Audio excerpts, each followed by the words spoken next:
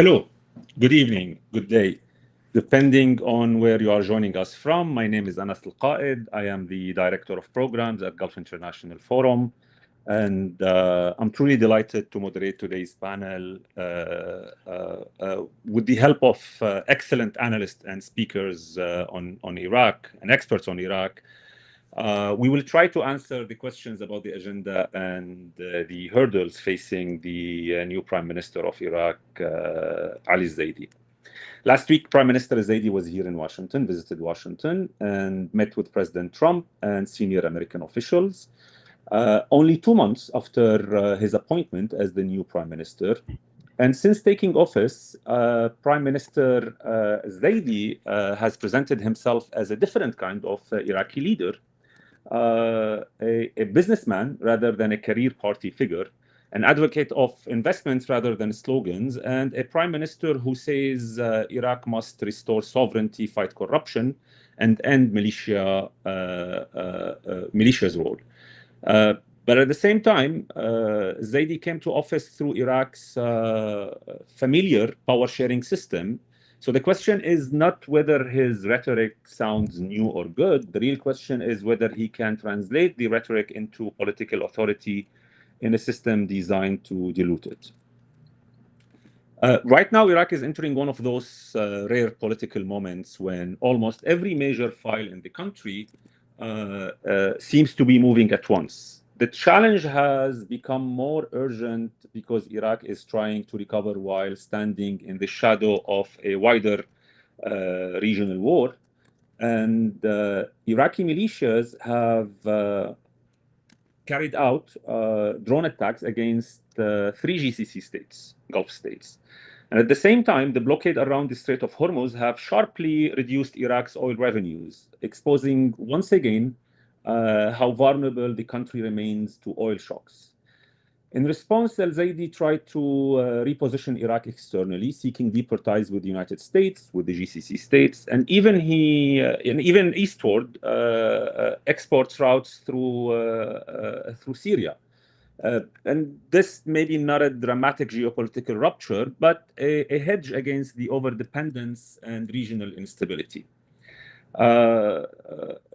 The security dimension of this moment is just as significant as well. Operation Inherent Resolve is due to end in September 30, at the end of September. This is the same date that Prime Minister Zaidi set for all armed groups to hand their weapons to the Iraqi state.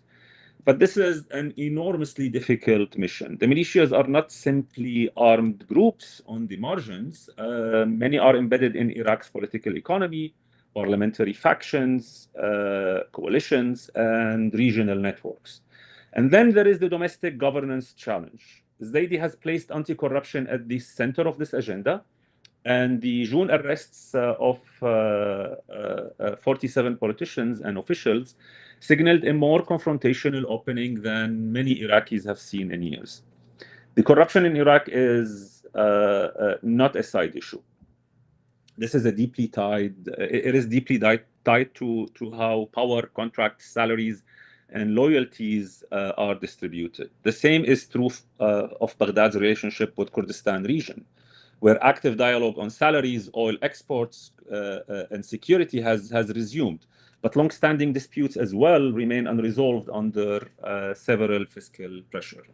So many questions about the Prime Minister agenda. And our speakers today, joining us from Baghdad, from Pennsylvania, from Erbil, from Doha, from DC, are here to help us answer questions on reform, ties with the United States, with Iran, with GCC states, and regional positioning. Our speakers today, Dr. Anthony Pfaff is the Director of Strategic Research and Assessment Department at the U.S. Army War College, where he leads research on national security strategy, military ethics, and emerging technologies. He's also a non-resident senior fellow at the Atlantic Council's Iraq team. Dr. Muhanad Seloom is a senior non-resident fellow with us at the forum, and assistant professor of critical security studies at the Doha Institute for Graduate Studies. Dr. Seloom advised the US Department of State and writes regularly on Iraqi security sector reform and PMF. Dr. Shahla Alqaed is a counterparts Middle East Regional Growth Director. She previously served as Chief of Party for Iraq Civil Society Activity Director at Proximity International, Middle East Deputy Regional Director at Mercy Corps, Advisor to the Speaker of Iraqi Council of Representatives, and Senior Advisor to the Speaker of the Kurdistan Parliament. And also Mr. Muhanad Adnan, founder of Roya Development Group, a Baghdad-based advisory firm where he leads government relations and nationwide team that analyzes Iraq's political, economy, and security landscape. Thank you so much all for joining us. It's a pleasure to have you all, and I look forward to this discussion. Dr. Shahla, if I may start with you. And talk about the significant fiscal and institutional challenges that Iraq right now facing that are expected to exacerbate by the sharp decline in oil revenues resulting from the closure of Strait of Hormuz. What reforms, in your opinion, should the new Prime Minister prioritize first, and where can he realistically achieve a meaningful progress? Thank you so much, Anas, and thanks a lot for the Gulf International Forum for providing this space to address such timely issues regarding Iraq. The current fiscal pressure on the new government cabinet led by Prime Minister Zaidi is not new in Iraq. It goes without saying, by now everyone knows that Iraq is a petro rentier state par excellence. Every time Iraq suffers more than any other petro state when there is a bust in oil prices. So what Prime Minister Zaidi needs to do, or thinking in formulating the new policy for the new government cabinet, especially regarding energy and fiscal balance, is how to manage this traumatic new cycle of oil bust. And how to manage this, it's very similar to any other thing in Iraq. It's very complicated, layered, nuanced. It's not easy. It's not about formulating a policy to address the crisis of Hormuz, for example. It is about how the rentier state reacts to such a crisis through balancing the fragile state's political marketplace. What does that mean? It means when any rentier state try to address such crisis, such states or such governments resort to rebalancing, renegotiating the current political bargaining that keeps the state together. So there will be some aspects or some actors within this political marketplace who will lose because of government retreat from supporting them, and there were other political actors who will gain because the government needs to support them more during a volatile situation. In current situation in Iraq, Iraqi government cannot afford to antagonize an already upset public. Because the public, for example, in the months of July and August, that's the month when Iraqis really get so upset because it's in their face, the outcome of continuous fiscal failure because of, for example, energy and electricity sector failure in addressing Iraqi needs. So Prime Minister Zaidi cannot touch salaries, or let's put it in more fiscal terms, cannot address government expenditure, cannot touch that for reform in order to address the oil bust pressure on Iraqi fiscal balance. So what he can do realistically and tactically to strengthen the anti-corruption campaign for a meaningful structural changes in this era. And we might touch on this later in the panel, but the second thing that he needs to do is to increase local revenue and to rebalance the relation with Basra, with the strategic provinces like Basra and Erbil for so many reasons. We might want to touch on it later. So basically, what I'm trying to say here is that Prime Minister Zaidi's approach to address this crisis cannot be addressed through political surface rhetoric. This time it's really acute, and this time needs structural changes. But what changes should be started with and addressed first and then prioritized? That's where the political nuances comes in, and that's where stability issues factor hugely in the policy. I want to stop here, but we might address other things as the conversation goes on. Thanks. Yes, definitely we will. We have a lot to talk about the priorities for the government in the Q&A to address. Muhammad, Adnan, thank you so much for joining us. And I would like to hear your thoughts about the anti-corruption efforts that Prime Minister Zaidi placed at the center of his agenda. How do you assess the campaign so far, and what distinguishes it from previous anti-corruption initiatives that produced limited results? Thank you very much, Anas, and thank you everyone for organizing this timely discussion.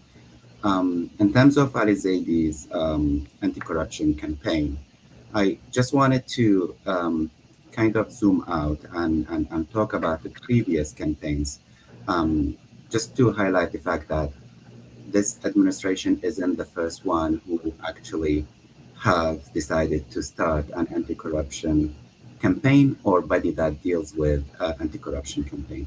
So in Sudanese government, we have seen a committee or commission, the Supreme Hierarchy of Anti-Corruption, to look at corruption cases, to bring those who have been corrupt, under the state accountability. During Kadhi's government, also it was the Supreme Committee. So all what I'm trying to say here is different government have different approach, different names, different anti-corruption bodies to come to go after corruption, but none of them have seen the same success that Ali Zaidi's administration has shown so far. And I think that's because one main reason, which is the expansion of power. Different authorities have seen any prime minister efforts to go after corruption as expansion of power to their authority, and that's mainly the parliament and the judiciary. What Ali Zaidi has come with a different thing here is the coordination with the judiciary, also the buy-in from the parliament. We are talking about more than 13 MPs that their immunity have been lifted by the parliament in order for the judiciary to deal with them. And I think the reason this has been a successful campaign so far, I don't want to jump to a conclusion yet, and I wanted to give a realistic assessment on it, is that there are economic pressure, to Dr. Shahla's point earlier, and there is also international pressure on this current administration to show some serious effort towards anti-corruption. And I think, combining the coordination with the judiciary, the economic pressure, the international pressure, the political will, because as Dr. Shahla has mentioned, Iraqis get really angry in July and August. This is the months where electricity on its worst. This is the peak of demands for it. So to have an anti-corruption campaign during this time will have some sort of support from the public. And I want to say that the public don't care about the selectivity or the calculation of this campaign. All what they want to see is corrupt people behind the bar, and that's really behind bars, and that's really what's important for the public. What I would also say about this campaign is the momentum of this campaign is completely different from previous governments and previous administration. In each administration, we have seen this campaign to be more selective and to happen at once and then disappear. And what has differentiated this campaign from previous one, it's been ongoing for a month now almost. and it has seen some sort of diversification, meaning it's not going after a political targeting or a certain politician rather others.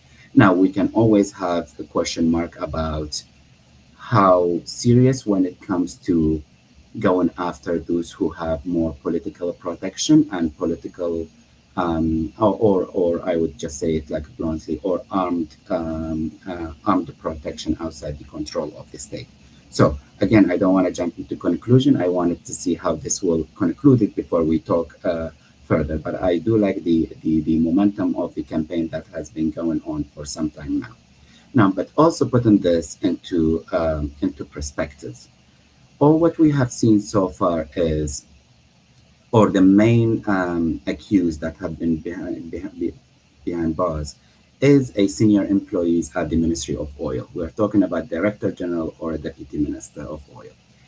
And this person has brought a lot of politicians, a lot of MPs to be accused with him at the same time. But when we put things into numbers, we are talking about $100 to $200 million. And again, I don't want to undermine or undercut the government efforts, but that's really pocket money when it comes to the corruption in Iraq. And again, I think every penny should be traced, should come back to the public fund of Iraq. But if we compare this to the broader landscape of corruption in Iraq, the latest report of UNDP when it comes to corruption in Iraq, it talks about 20% of the federal budget goes for corruption. Let's put this more into numbers. The 2023 federal budget of Iraq, we were talking about $157 billion. If we are talking about 20% of that budget only for 1 year, we are talking about $30 billion. And as far as, and so far when it comes to this campaign, we're talking about a couple of $100 million.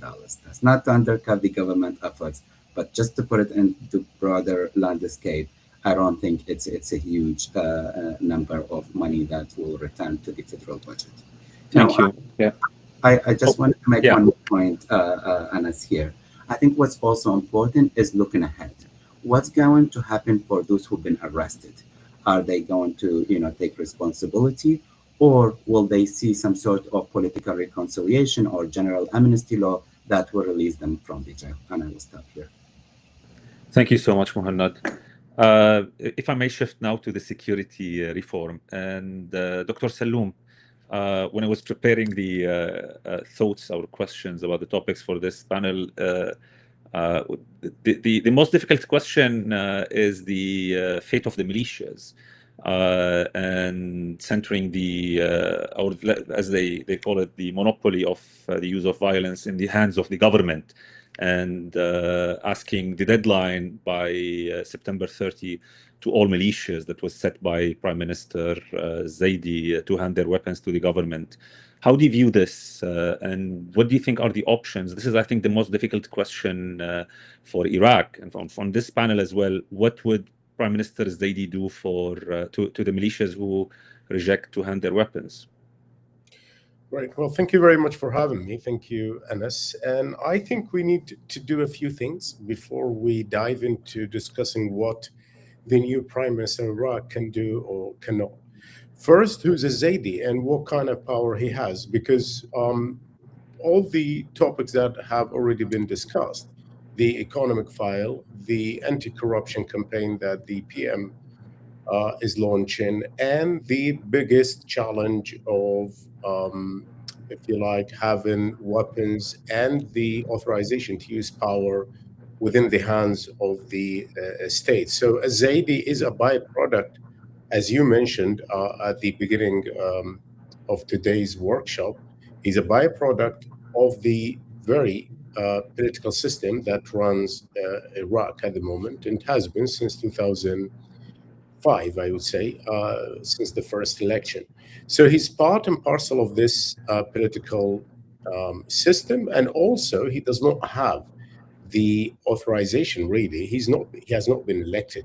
He has been elected by the coordination framework, which is the main Shia political, if you like, framework that won the election. So they nominated him, not Mohammed Shia Sudani, who actually won 30 plus seats in the parliament during the last November elections. Why this is important? It's not about legitimacy only. It's also about, does he have the backing in the parliament if things go south?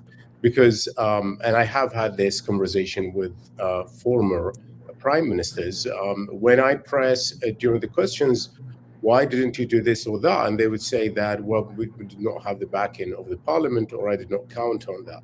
So the current prime minister, while he is making bigger promises, and within 2 months, he started arresting suspects, let's keep it that way, suspects of corruption. He really does not have neither the experience nor the backing of the parliament yet. But he has some kind of, he took advantage of this momentum. I read his steps so far as part of the preparation to meet with President Trump. He did a few days ago, and it looks like it was a successful visit to Washington, D.C., and a good meeting with the U.S. president. But also the U.S. president and the U.S. government made a lot of, if you like, demands, including disarmament of militias. Now I will come to address your question directly, because what neither the Prime Minister nor us here defined, what do we mean by militias? Who are the militias? Are they the Hashd al-Sha'bi, the PMF, the Popular Mobilization Units? Are they militias outside the umbrella of Hashd? Are they militias which are like partly, because some militias, they have 1 foot in the Hashd and 1 foot outside the Hashd. So when it suits them to be inside the Hashd because they need money and legal cover to carry arms, they would do that. They would use that hat. But then when they don't want to, and they want to attack neighboring countries, or they want to, I don't know, have control over some checkpoints, or they have their so-called political economic offices all over the country, they would use the other hat, and they would be closer to Iran or whoever is, is funding them, because we have different militias in Iraq, and I'm not picking on the ones that are close to Iran. They're the biggest and most powerful, but also we have other militias connected to countries such as Turkey, maybe other neighboring countries. So this is the first thing. I think what Zaidi would have to face is basically these militias are not easy to define. Some of them are part of the parliament. Some of them, they have, the legal quote unquote. And some of them are linked to the very coordination framework that nominated him to become prime minister. So I think what he's going to do, and this is the first couple of months, at least over the last 4 weeks, what he has been trying to do is basically he would target the militias that are completely outside the umbrella of the PMF, of the Hashd al-Sha'bi. And then he would like to, and he did already, arrest some people that he thinks they are, I don't think he thinks, because that, there's a question that how did he know in less than 6 weeks who are the corrupt ones, and went after them. So, there are many questions about the his modus operandi, if you like. What is his plan? Where does he get his information? Who is backing him? Because this is outside the parliament, all of it. These are executive orders. But when it comes to disarming militias, I think the biggest challenge would be those people who are inside the government, those people who are very close to the coordination framework. And also, would he be able to clash with the Iranians? So some of the, and I would probably stop there, some of the attacks on Kuwait, for example, and Saudi Arabia, since the war started really last June, and I think they were launched by Iranian elements inside Iraq, and with supporters from the PMF and from the other militias.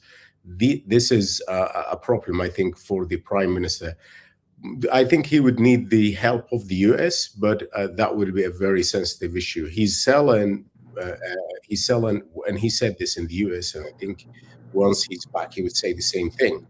He's saying that the US is withdrawing. There is no justification for these militias to exist. But these militias existed not because of the US, and now because of so many other reasons, including Iran and the axis of resistance, etc.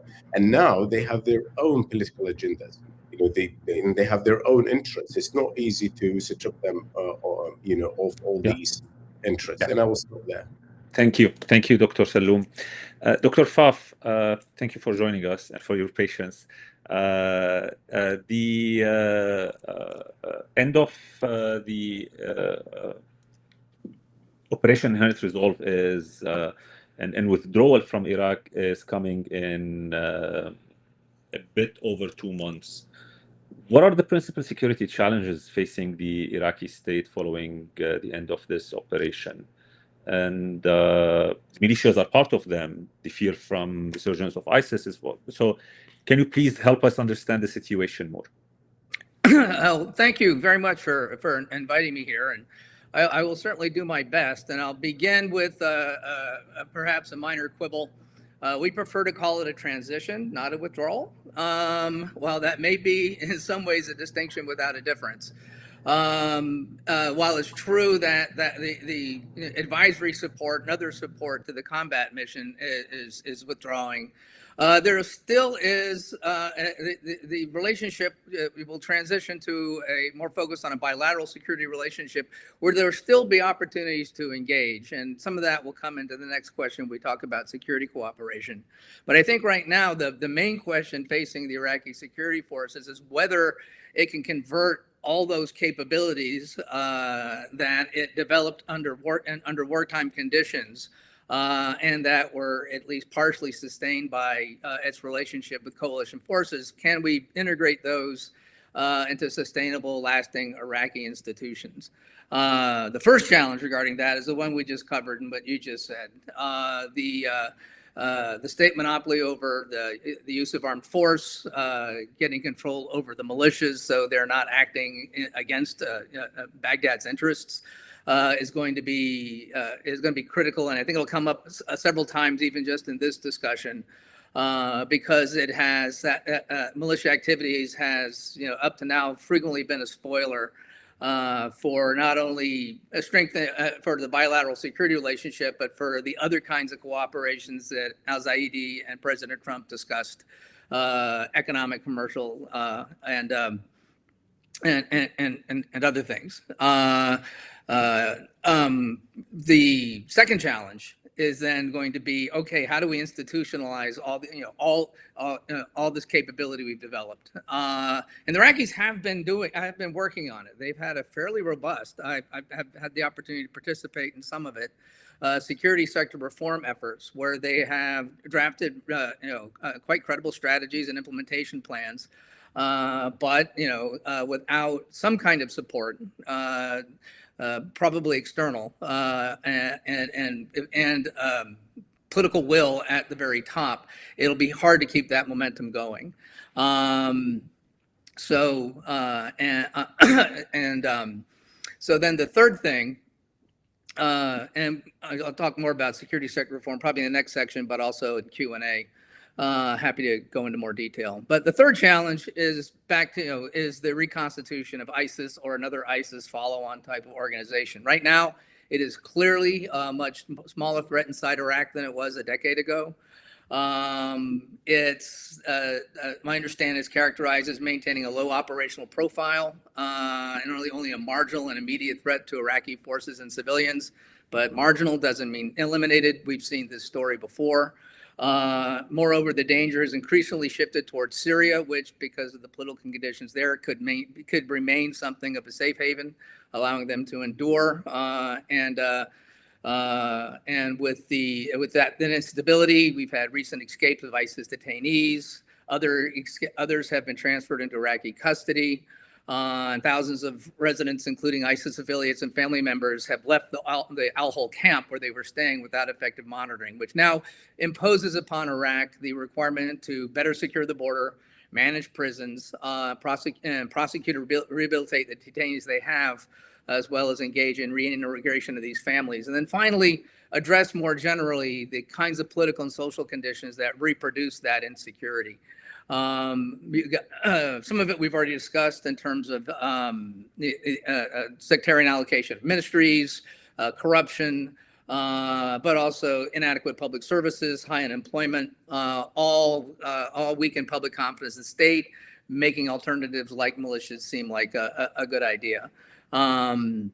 So I would say that the greatest post-IR danger really isn't, the resurgence of ISIS, but it's that cumulative erosion of Iraqi sovereignty, whether it's through the militant networks, fragmented security institutions, external regional influence, or domestic political grievances that the state can't resolve. So that's where I think attention should be shifted, and I will end there. Thank you so much, Dr. Pfaff. Dr. Shahla, if I may come back to you and ask about Zaidi's, how do you assess Prime Minister Zaidi's relationship with Erbil, with KRG? Should we expect any new dynamics that could help resolve long-standing tensions, or the same disputes will likely resurface? Thank you, Anas. The current relation between Prime Minister Zaidi, his new government, and the Kurdistan regional government, it is at the very beginning of any, it resembles the beginning of any new Prime Minister and KRG. If I may hear, just the public notion, the widespread understanding of Kurdistan citizens here is that, okay, it's the usual game in town. The first 3-4 months, we are good in both terms, trying to find solutions, and then the political interest to drift away, and the regular, normal Kurdistan citizen suffers the most, because the most prominent political weaponization by Baghdad to curtail federalism in the Kurdistan region is through withholding salaries and all that. Of course, there are some legal issues, some compliance problems and nuances that both sides, the Kurdistan regional government and the federal government, are talking about, but that's not the reality. Now, what shifted or what changed in this cycle, or this prime minister tenure, is the following. There are some good dynamics and openings. Yes, they are tactical openings. They are not long-term. They might not lead to long-term resettlement of issues, but there are openings. And these openings are based on pragmatic needs currently by Baghdad and Erbil. Baghdad needs new routes for oil, needs increased local revenues, and the prime minister himself needs political backing at the parliament. The way Dr. Seloom addressed it, like any prime minister, most of the issues that he's trying to implement get stuck at the parliament. And most of Iraqi prime ministers since 2014, they usually elect prime minister who doesn't have a strong political bloc at the Iraqi parliament in order to exert pressure on him and block him from doing any meaningful reform. So that's Baghdad need. Erbil's needs are very quite obvious. Stability in salary payment, because that leads to economic stability in the region. More political space and recognition of the regional institutions. And by default, these realities on the ground, or let's say these tactical agreements based on these necessities by both sides, should lead in Erbil's vision into a more understanding that you cannot curtail federalism into fiscal subordination. Very quickly, why this formula and framework is part of how Prime Minister Zaidi should address the fiscal pressure is because of the following. The policy to address the fiscal pressure stems from structural realities and political marketplace.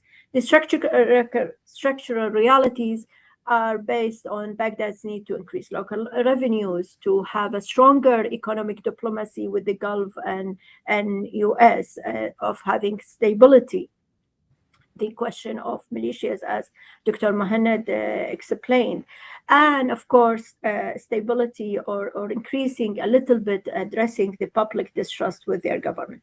What does that mean? How does that translate into practical terms? It translates into two things: fiscal and decentralized relation between Baghdad and whole of Iraq, south and west, because Iraq really needs, as a rentier state, to get out of just depending on oil by increasing local revenues in Wasit, in Basra, in Anbar, in Nainawa, and elsewhere, specifically also focused on reforming customs and controlling the borders. If you talk to a governor in Wasit or Basra, he would tell you, I mean, the local revenues in Basra cannot be always centralized and going to Baghdad because they need to address the infrastructure. So Prime Minister Zaidi needs to address that. Fast forward, or coming to your question about Erbil, it is the same question with Erbil. It's about governing structure. With Erbil, it's a devolution of power. Baghdad needs this local revenue increase, needs a new routes for the oil, needs a stability, and Prime Minister, as I mentioned, needs political support at the parliament. Okay, Kurdistan region tactically also needs stability in its economy, needs salaries, needs more space for its federal institutions. What I'm trying to say, these tactical openings for Prime Minister Zaidi, whether with Basra or Erbil, yes, they are tactical or transactional in their nature, but addressing them in the right way, in most practical, pragmatic way, will lead to future settlement, or more strategic long-term settlement.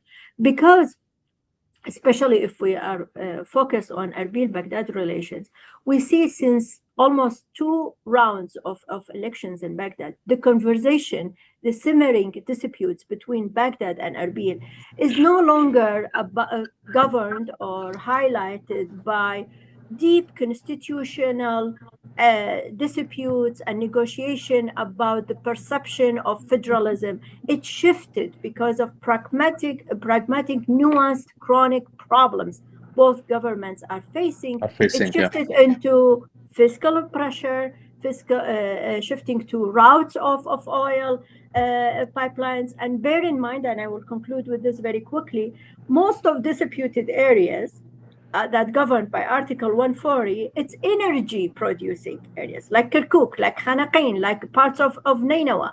So this is a very complex picture that we need to detangle, and it's fine for a country, a fragile country like Iraq, to address it through tactical transactional political agreement, because at least this will give us stability. For example, a teacher in Erbil whose salaries are taken hostage to what political context in Baghdad is there, or even a retired man in Basra, his salary is also being delayed for 40 days and 60 days. And he is hostage to the government policies, who is punishing because of the oil bust and who is rewarding because of the consideration of the political marketplace. It's complex, but to go very quickly, final note is that we need tactical agreements. We are fine with that in Iraq because that's the only way of trying to dissect the problem and moving forward. Thank you. Thank you, Dr. Shahla. It's the story everywhere in the technology in the region. Everywhere, the average citizens pay the price of the misgovernance. Dr. Seloom, if I may come back to you and ask about how do you assess so far the Prime Minister Zaidi's regional policy, and has Baghdad succeeded reducing Iran's influence, in your opinion, over its foreign policy? Is Baghdad doing better in improving ties with GCC states and their immediate neighboring country, Syria, as they are using right now Banias port to export oil? Okay. Well, first, Baghdad is in denial. There is no, like, if you ask Baghdad and the Prime Minister today about Iranian influence, they would say there is no influence. So that's a starting point. But I am optimistic about al-Zaidi's, cautiously optimistic, but I am optimistic that he might be able, and he has the chance, to reconcile Iraq's relations with the GCC, with the Gulf countries, and also with Jordan, with Syria particularly, because of the, if you like, because of the most recent history between the two countries. I think Iraq, even prior to Zaidi during Mohammed Shah Sudani, made meaningful steps towards Syria, especially that Syria is recovering from a long civil war and also a very long dictatorship. But I think what Zaidi needs to keep in mind that all these issues are interrelated. And what I mean by that, what Dr. Shahla mentioned earlier about the economy, what Muhanad Adnan, and also Dr. Pfaff about the, about the security situation, about the economy, about reforms, all these are connected. So, for example, if you look at the GCC, how to reconcile Iraq with GCC is by bringing back Iraq to the GCC. Iraq hosted the football Gulf Cup in Basra. So Basra technically it was considered part of the Gulf.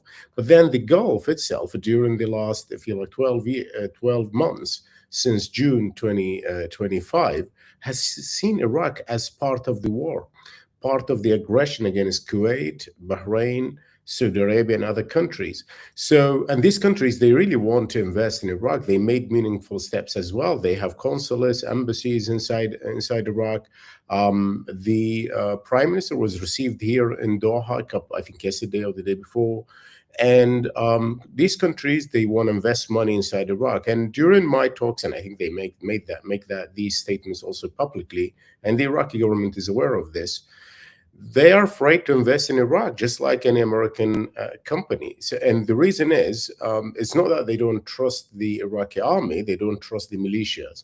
So the security situation in Iraq, I think, is a priority for the prime minister. If he wants to attract capital, if he wants also to diversify the economy, as Dr. Shahla mentioned, Iraq cannot depend or continue to depend on its oil revenues forever, especially with the population of Iraq heading towards 50 million.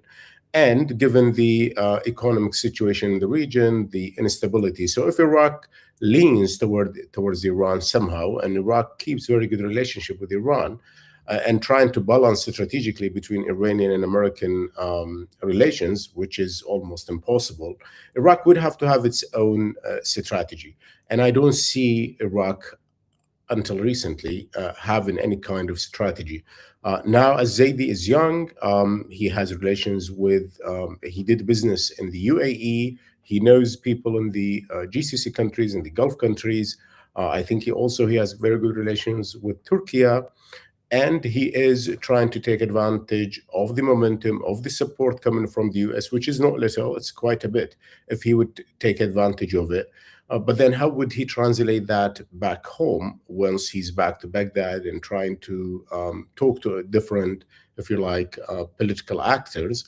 And I think he's set or meant to visit Iran soon. I think this is where things would become clearer. Where is he heading? I am optimistic, as I said, but I think he would come back to face reality. So because in the US, in the glow, and with the demands coming from the Trump administration and the support that he enjoyed, I think that is nice. But then once he's back in Baghdad, he would have to make this a reality. And I think the challenges are real. Iran is embedded way beyond what a single prime minister can, if you like, uproot or even diminish.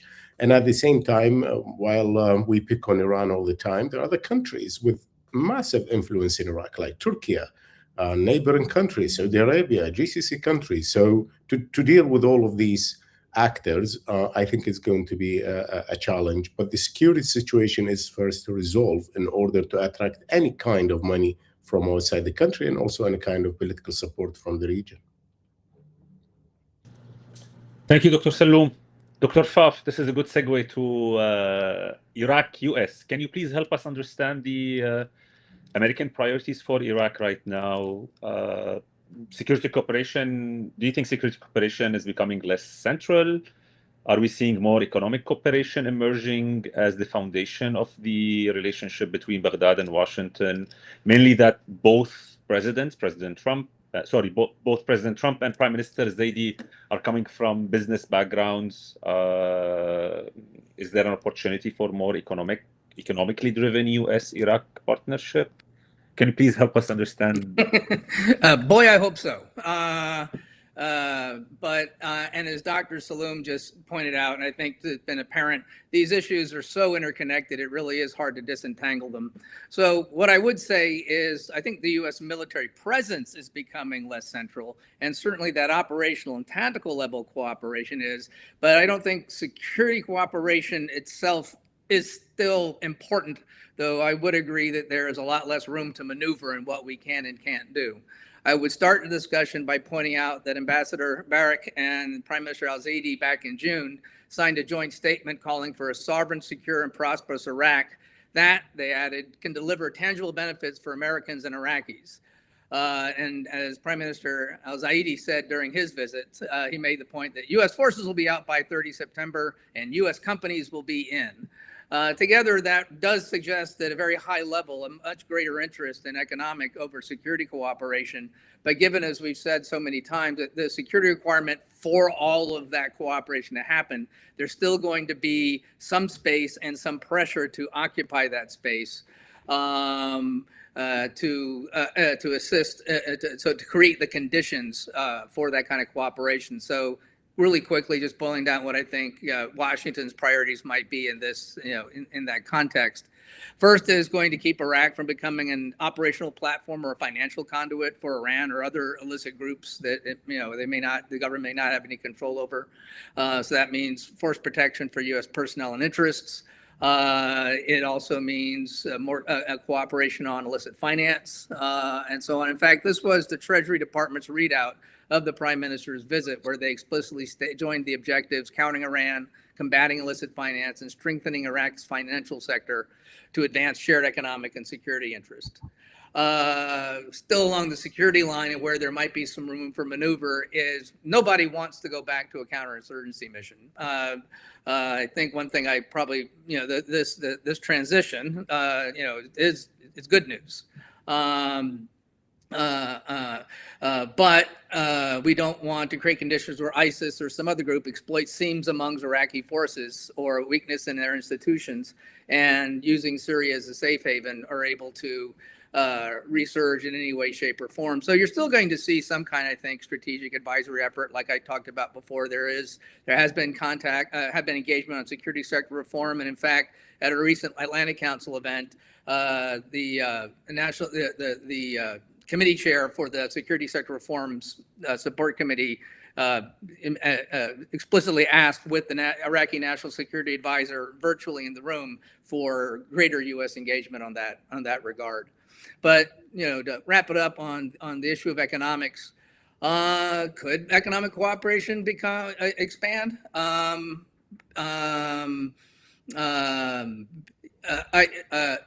think it's another case where I think there's now a great deal of interest. I think it's the most promising aspect of U.S.-Iraq relations right now, where there's much more that can be done, particularly given the very high level interest. But I would point out that during Al-Zaidi's visit, he went and signed $60 billion, went to Houston and signed $60 billion in agreements and in memorandums involving energy pipelines, healthcare, and other technologies. He also talked to Chevron and other companies about new oil and gas investment and electricity infrastructure, and even creating new routes to get around the Straits of Hormuz. But I would just say Sudani, when he visited in April 2024, came back with similar MOUs, but there were lots of conditions that needed setting in order to get any momentum to make much of that happen. And that includes issues with banks without the ability to move money. It's very difficult for investment to happen.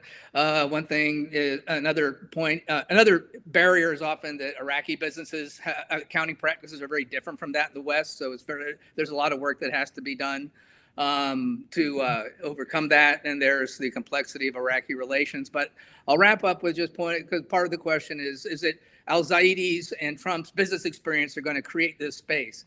I would also argue, it's been my more recent experience, that there's not just those. So the short answer is yes, but you also have a lot of Iraqi companies that are much more internationalized and have a much better understanding now than they did even just a couple of years ago on what they need to do to better integrate and reach other markets. And to the extent we can help support that and increase those connections, I think you have a real opportunity here.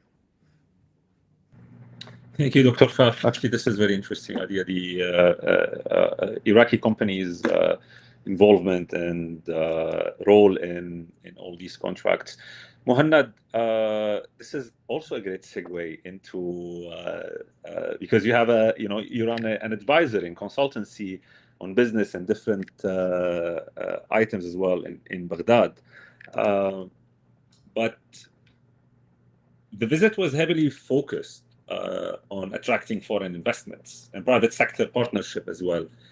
But beyond securing agreements and these MOUs and announcements, does Iraq have the institutional capacity to transition from state-driven oil economy to a more diversified, investment-driven model? Everyone wants to apply what we have seen in Dubai and the Dubai experience, what the Saudi Arabia is doing, all the diversification plans of the GCC states. Does Iraq have the institutional capacity? Thank you, Anas, for this question. I think just to describe the visit a little bit more, I think it was successful on many elements. To Dr. Anthony's point, 48 MOUs, agreements, contracts worth of $60 billion. That is quite sizable agreement, sizable visit. But we have to highlight the fact that the devil in the details. And when we talk about that, we need to highlight the operating environment, just to go back to your question.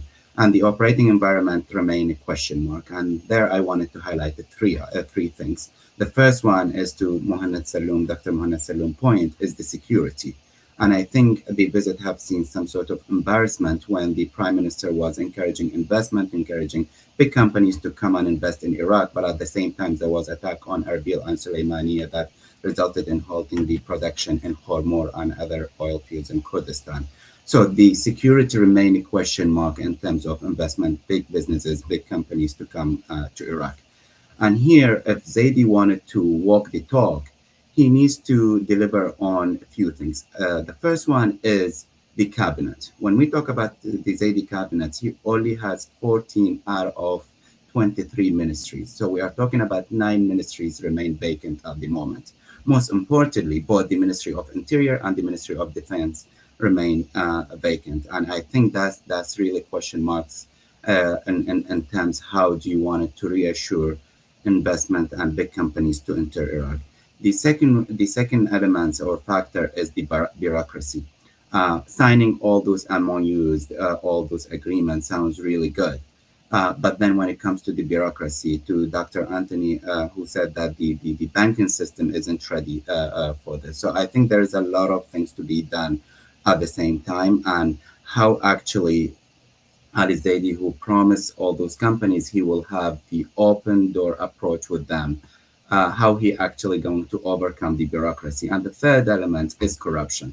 Yes, there is anti-corruption campaign, but that's really not the end of corruption. And it's really for this government to deliver on anti-corruption efforts in order to attract more investors, not necessarily only from the US, but also the JCC, who wanted to invest in Iraq, but they see all those barriers and they might think twice about entering the market. And another thing that we have not touched base on is the balance. Everybody talked about the Iran-American balance for Iraq, and as Dr. Seloom put it nicely, it's impossible to balance this. But I think when we look at the West, there is another balance that we have just seen lately, which is the Europe-US balance, because at the moment, it's not everything the US wants, Europe wants, and vice versa. And it's important for Iraq to think about what's good for Iraq and not put all the eggs in one basket, rather than putting all the good eggs in the Iraqi basket and what Iraq needs to achieve from this. So I think for Iraq now, it's rather important to play different strategies for different actors. One with Iran, one with the US, one with Europe, one with the JCC, one with the Jordan and Syria. And I think on the Syria side, Iraq has done fantastically well. Recently, there is a huge difference between the approach that Zaidi is presented to what Sudan used to present. Zaidi has this direct approach where he sent the Minister of Foreign Affairs for the first time to meet with the counterparts in Syria, officially. He promised to visit. He promised to visit Jordan. He will be in Iran later this week. So I think he is on that page where he needs to speak the language and have different strategies for different actors, but yet to see how that will translate in reality, because the operating environment is rather difficult in Iraq. Thank you so much. So I think we have only 4 to 5 minutes. So let me ask one general question. And this question actually has been occupying my mind for quite some time. Looking at Iraq, Syria, Lebanon, the general approach in the region, I feel that statesmen and governments and members of parliament have made the decision that no more militias. They want to go back to state institutions. They want to end militias' role. We saw the government in Lebanon decision to end the Hezbollah or control the areas under Hezbollah's rule in South Lebanon, South Beirut. Same with Prime Minister Zaidi, same approach with the transitional government in Damascus. But there are limitations to this. And in the case of Iraq, there is a political coalition that brought Prime Minister Zaidi to power. How difficult will it be for him to pursue a controversial reforms while maintaining the support from different political forces that brought him to power?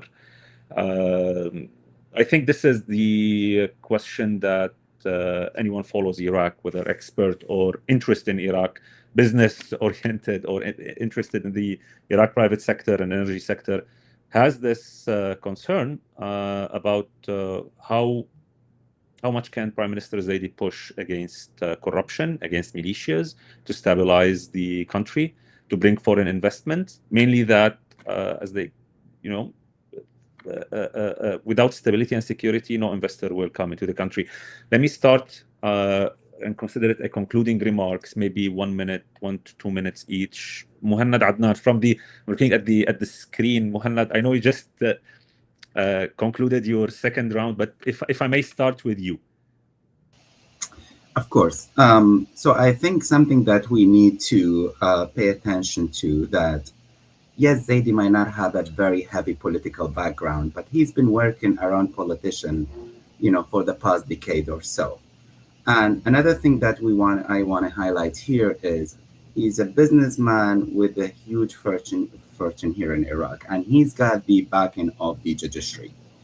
And that slowly, I think, will attract a lot of MPs, those who have some loose affiliation with political parties, to take his side. So although Ali Zaidi have made it very clear that he is not going to run in the next election, I think he will have enough political backing going forward in order to achieve some sort of reforms. Now, I'm not going to be very optimistic and say it's going to be complete reforms, but I think he will have enough political backing to show some differences and reforms here and there. That is going to be a little bit challenging because, to Dr. Shahla point earlier, when he is going to conduct any sort of reform, there will be losers at the other end. And that is going to make it a little bit challenging. But I think between him being that rich of a businessman, having enough political backing at the moment to do what he is doing, and having the support of the judiciary, I think those are positive elements that he can go further with reforms if he is going to be serious about it. Thank you, Mohanad. I'm all for optimism.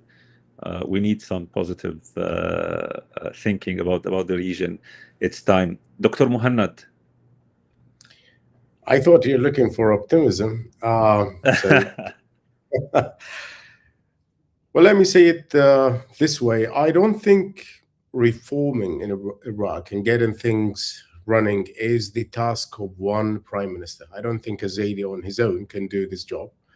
It takes much more than a Zaidi. And I think one of the issues that Iraq have had over the last, 20 plus years, is that every prime minister starts anew, and they keep blaming the prime minister before. And so Iraq does not have a policy of reform. It does not have a consistent economic policy. So if you look at what a Sudani, for example, has been doing over the last 4.5 years or 4 years during his time, all of this has been forgotten. I mean, how many people now would remember what kind of resolutions a Sudani passed to fight corruption or to make any kind of economic reforms, whether they're good or bad, but at least they should be brought to the parliament and be discussed. This is not there. And again, here we have a Zaidi using his executive powers to do some things here and there, just like what Muhammad Adnan mentioned. But then after all, he would need to use, his own, if you like, voodoo and magic to make things work and succeed, with the hope that he would get another 4 years. I remember talking to one former prime minister, and I asked, why are you seeking another 4 years? He said to do this and this and this, to carry out reforms. And then I asked, okay, why didn't you do that over the last 4 years? He said, I was new. I didn't know anything. Took me 2 years to learn how to do things. And now I feel now I am confident to do these things. In the past, and now we have a brand new prime minister who came from business, trying to find his way around. Even I think, 2 months, the first month, he has been struggling to find advisors and who to keep and who to let go, to the point that he still has the chief of staff from the former prime minister, probably temporarily. But then, these feel like tactical things. I am optimistic. I will end with this, that he is new. He has the momentum. The conditions and the regional conditions are with him, and the international backing coming from Washington, I think, is unprecedented to any prime minister since 2014, since the rise of ISIS. So hopefully he would take advantage of this, and hopefully the political class would take advantage of it too. Thank you, Dr. Seloom. Dr. Shahla.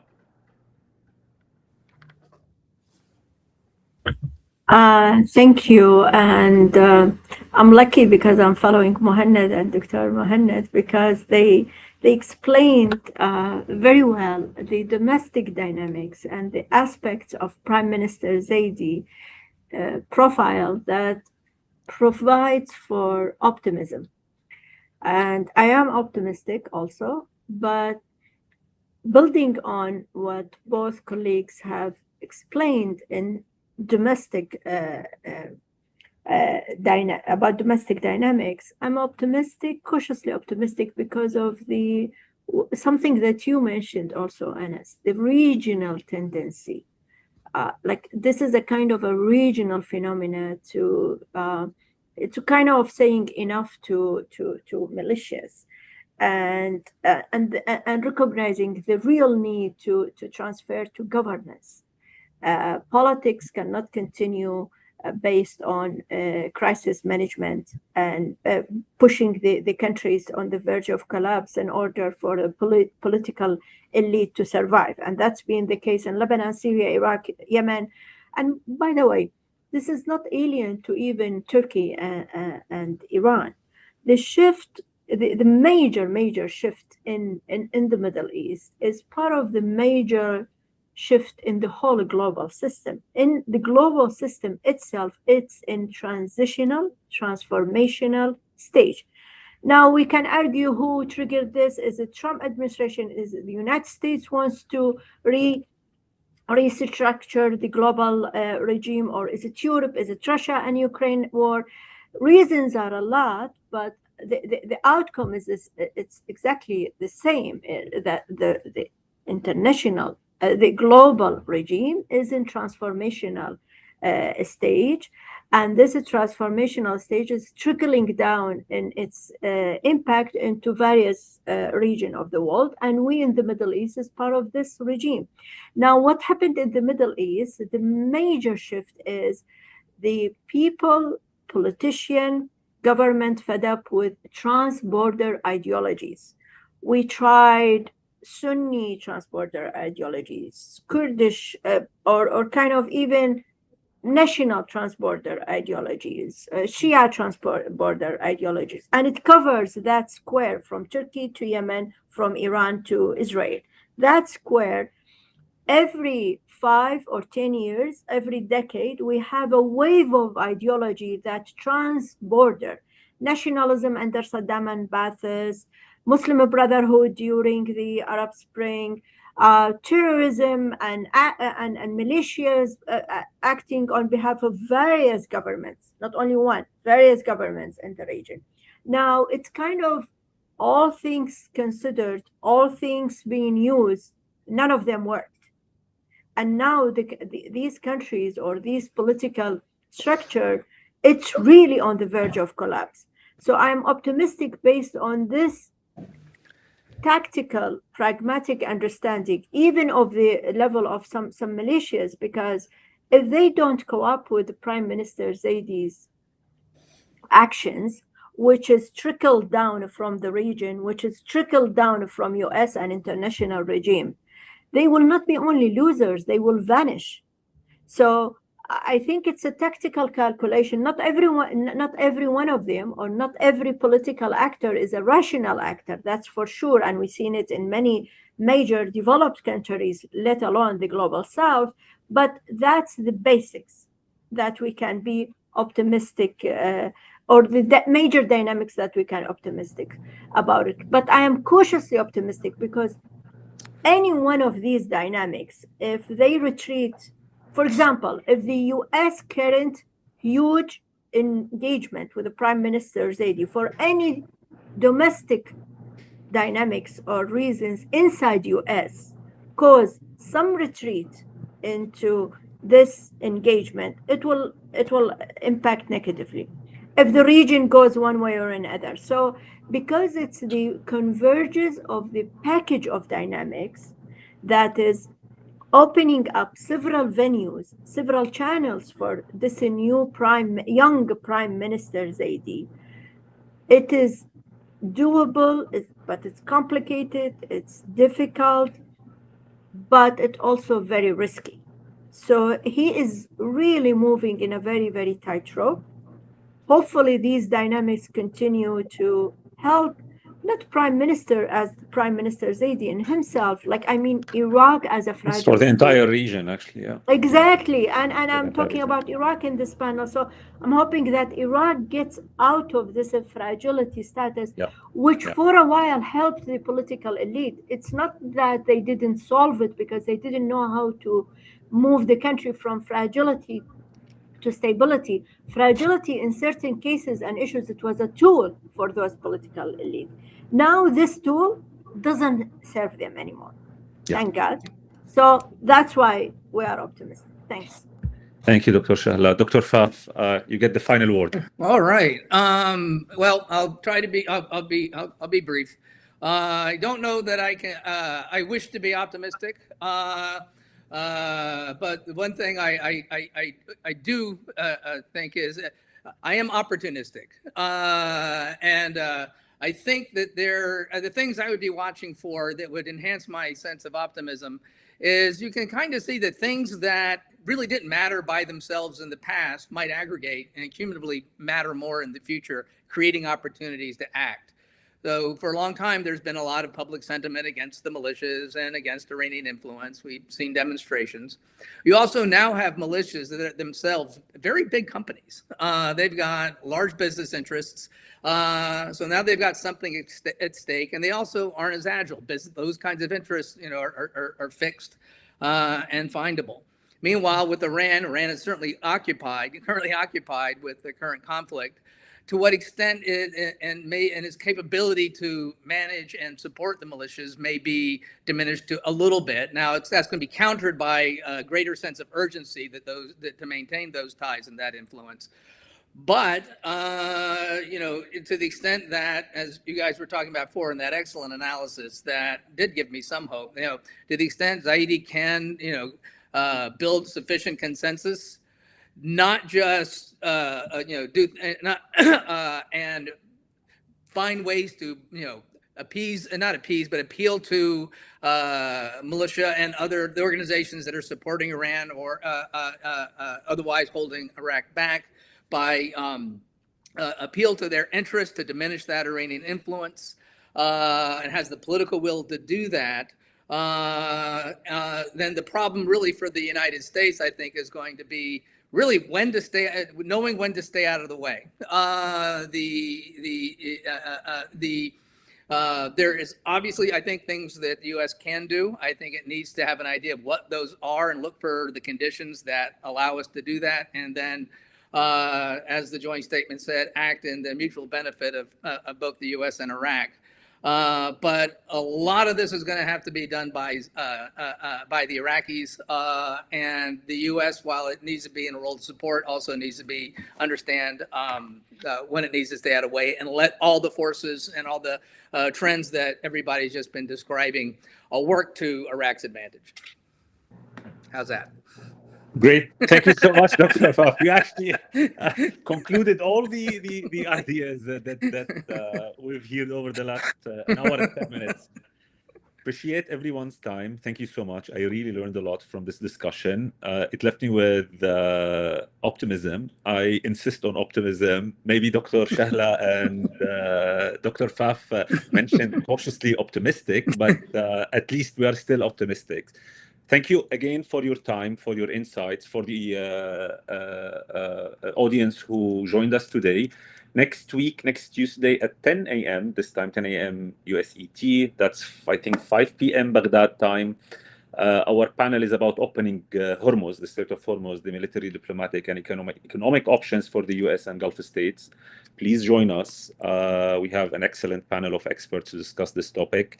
Thank you again for your time, and I hope to see you again, and keep following Iraq. For everyone, keep following Iraq. A lot is happening. A very interesting policies and events are happening, and it's worth following and learning more. Have a great day. You too.